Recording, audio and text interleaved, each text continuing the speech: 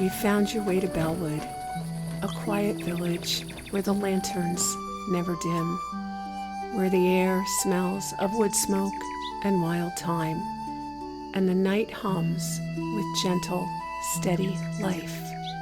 Here, the roads are slow, the firelight is warm, and even the deepest troubles begin to loosen their hold. Bellewood has a way of working things out, a way of softening the edges you didn't know had grown sharp. Come in. The hearth is waiting. Let the stillness find you now.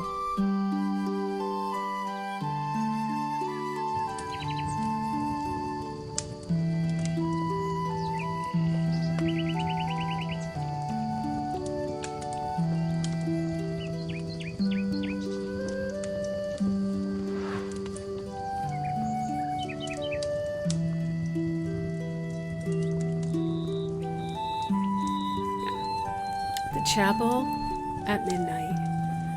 You step out into the Bellewood night, pulling your shawl tighter against the cool air.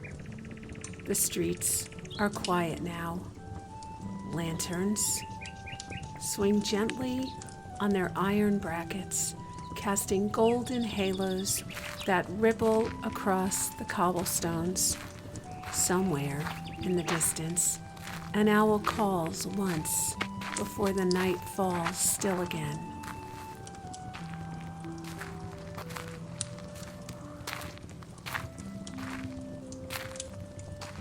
Your boots make a soft rhythm as you follow the narrow lane past shuttered windows and sleeping gardens.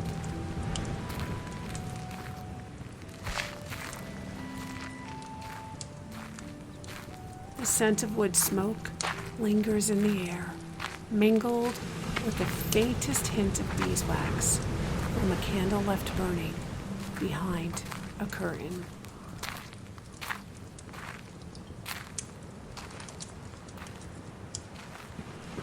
And then you hear it, soft, wordless voices rising and falling like the sea.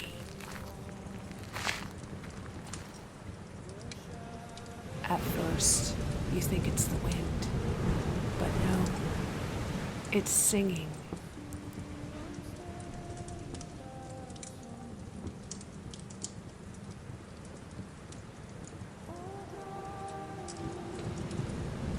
You pause, heart quickening, straining to catch the sound. It drifts from the direction of the chapel. Let your love be yours.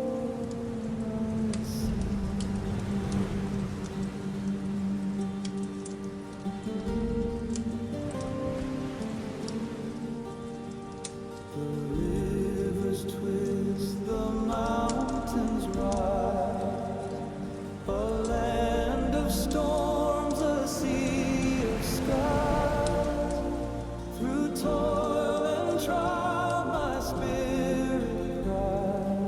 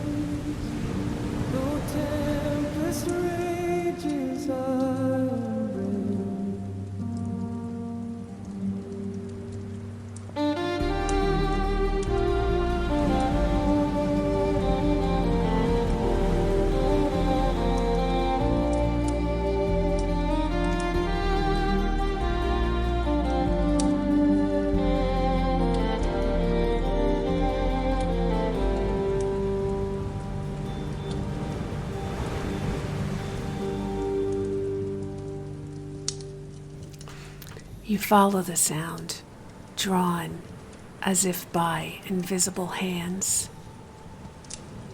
The path bends toward the green, and there it is, Bellewood Chapel, its tall windows dark, save for a faint flicker deep inside.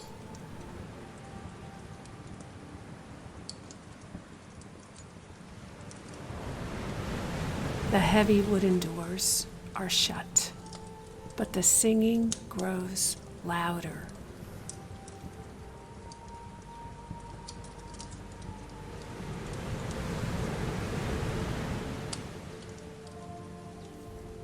Layered voices weaving together in a harmony so rich it feels alive.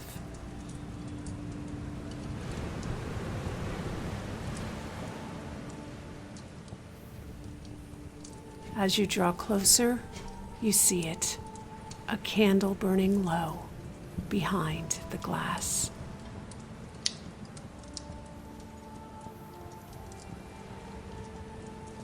You hesitate.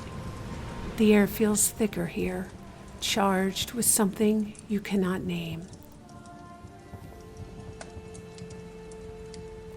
But your hand reaches for the latch anyway. It turns easily. The door creaks open. Warm air washes over you, scented faintly with pine and melted wax.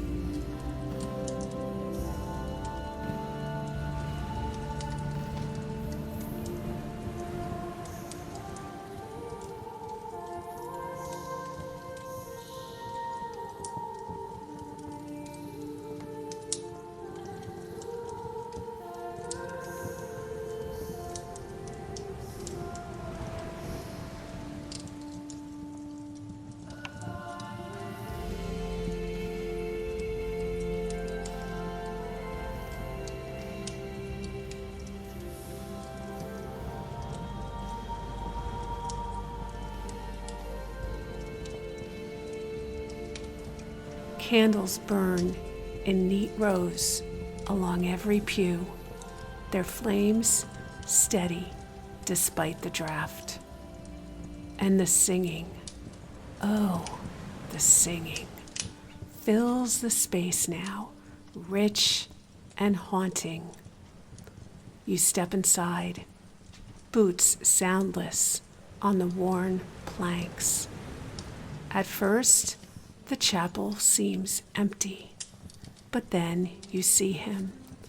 A man stands at the altar, his coat dark with age, his head bowed slightly.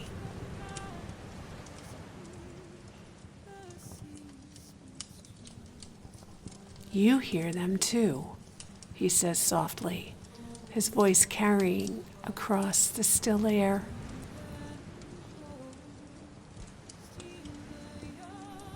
You approach slowly, heart pounding. Who are they? You ask, voice barely above a whisper. The ones who stayed, he replies. And you? He turns. His eyes catch the candlelight, gray, deep, and full of something you cannot name. I am waiting for the one who is meant to stand here, he says. Perhaps it is you? The music swells, wrapping around you both like a living thing.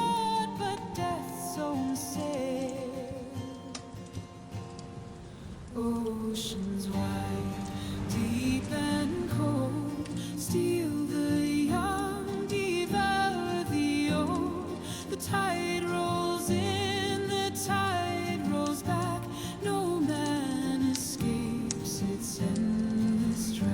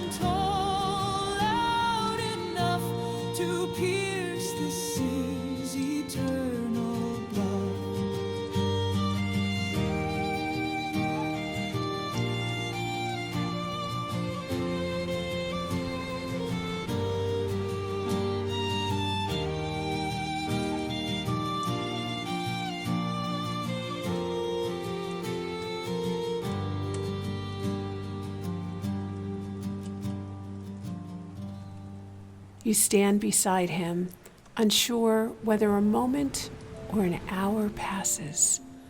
The voices rise, filling every corner of the chapel, and then, one by one, the candles flicker out. Darkness pools in the aisles. Only a single candle remains, burning on the altar between you. "Stay until the song ends," he whispers. Your hand brushes his. Warmth flares, startling and soft. You stay. When the last note fades, silence returns to the chapel. The man's voice is faint now, like a breath slipping away. "I have waited so long. And now," you whisper, "now perhaps the house can rest."